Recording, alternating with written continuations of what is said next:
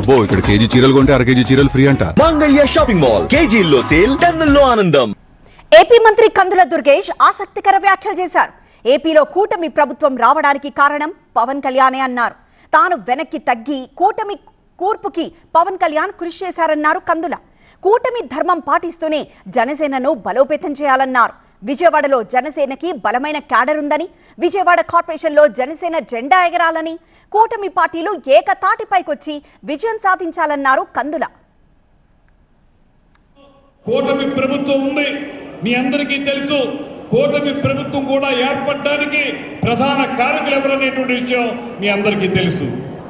ఎక్కడ నెగ్గాలో కాదు, ఎక్కడ తగ్గాలో తెలిసినటువంటి నాయకుడు కనుక మన పవన్ కళ్యాణ్ గారు ఆ రోజు చూపించినటువంటి త్యాగ నిరతి ఏదైతే ఉందో, మనకన్నిటికంటే కూడా ముఖ్యంగా ఈ రాష్ట్రంలో ఒక నియంతృత్వ పరిపాలన, దుర్మార్గపు పరిపాలన అంతమొందించాలనేటువంటి ఆలోచనతో ఆ రోజున తాను వెనక్కి తగ్గి కూటమి కూర్పుకి ప్రత్యేకంగా దోహదపడి ఇవాళ ఈ రాష్ట్రంలో అత్యద్భుతమైనటువంటి పరిపాలనని 2 సంవత్సరాలుగా అందించడానికి మనకి అవకాశం కల్పించిన నాయకుడు శ్రీ పవన్ కళ్యాణ్ గారు అనేటువంటి మాటని మీ అందరికీ మనవి చేస్తున్నాను.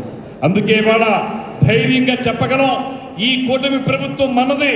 మనందరం కలిసి కూటమిలో ఉన్నటువంటి భాగస్వామి పక్షాలన్నీ కలిసి ఒకే తాటి మీద నడిచి రాబోయే కార్పొరేషన్ ఎన్నికల్లో కూడా విజయ దుందుబి మోగించాల్సినటువంటి బాధ్యతను మనందరం తీసుకోవాలనేటువంటి మాటను కూడా మీకు మనవి చేస్తున్నాను.